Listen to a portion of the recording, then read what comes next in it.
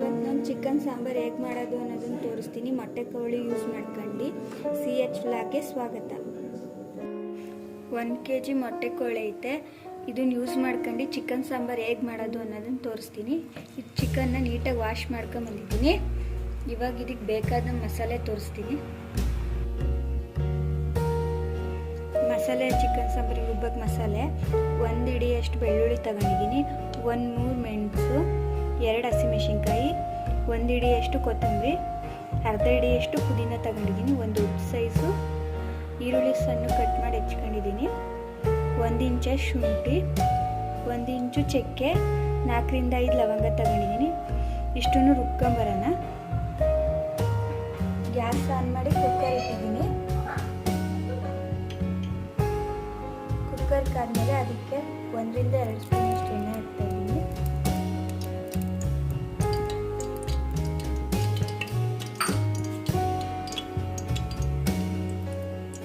ಎಣ್ಣೆ ಕಾದ್ಮೇಲೆ ಒಂದು ಚಿಕ್ಕ ಈರುಳ್ಳಿ ಹಚ್ಕೊಂಡಿದ್ದೀನಿ, ಅದನ್ನು ಸೇರಿಸ್ತಾ ಇದ್ದೀನಿ.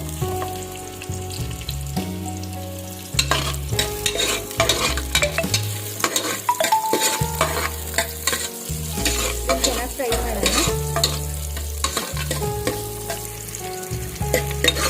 ಈರುಳ್ಳಿ ಸ್ವಲ್ಪ ಫ್ರೈ ಆದಮೇಲೆ ಇದಕ್ಕೆ ತೊಳೆದು ಇಟ್ಕೊಂಡಿರೋಂಥ ಚಿಕನ್ ಸೇರಿಸ್ತಾ ಇದ್ದೀನಿ.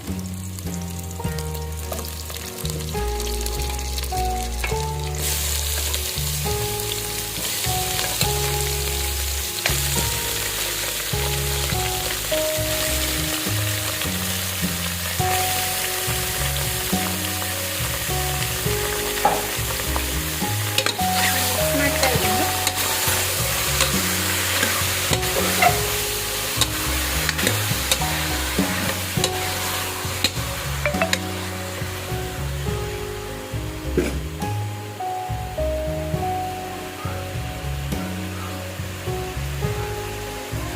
ಇವಾಗ ಇದಕ್ಕೆ ಅರ್ಧ ಸ್ಪೂನ್ ಅಷ್ಟು ಅರಿಶಿಣ ಹಾಕ್ತಾ ಇದ್ದೀನಿ.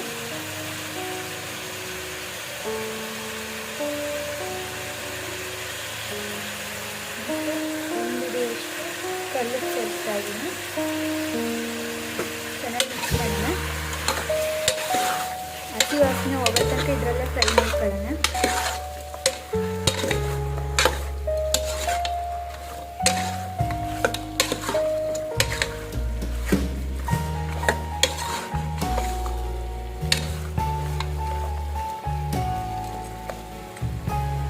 ಒಂದು 5 ರಿಂದ 10 ನಿಮಿಷ ಬೇಕು ಫ್ರೈ ಆಗೋಕ್ಕೆ.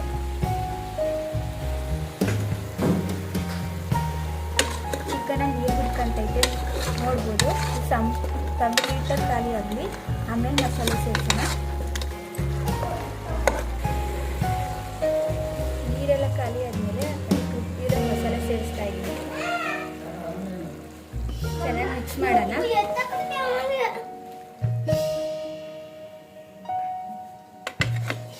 ಹಸಿ ವಾಸನೆ ಹೋಗೋವರೆಗೂ ಇದರಲ್ಲೇ ಮಿಕ್ಸ್ ಮಾಡ್ಕೊಂಡು ಬೇಯಿಸ್ಕೊಳ್ಳೋಣ. ಹಸಿ ವಾಸನೆ ಎಲ್ಲ ಕಂಪ್ಲೀಟಾಗಿ ಕಮ್ಮಿ ಆಗಲಿ. ಇವಾಗ ಹಸಿ ವಾಸನೆ ಹೋಗಿದೆ. ಇವಾಗ ಇದಕ್ಕೆ 2 ಸ್ಪೂನಷ್ಟು ಚಿಕನ್ ಮಸಾಲ ತಗೊಂಡಿದ್ದೀನಿ, 1 ಚಿಕ್ಕ ಹೋಳಷ್ಟು ಕಾಯಿ, 1 ಸ್ಪೂನಷ್ಟು ಕಡಲೆ ತಗೊಂಡಿದ್ದೀನಿ. ಇಷ್ಟನ್ನು ರುಬ್ಕೊಂಬರೋಣ. ಚಿಕನ್ ಹಸಿ ವಾಸನೆ ಎಲ್ಲ ಹೋಗಿದೆ. ಇವಾಗ ಕಾಯಿ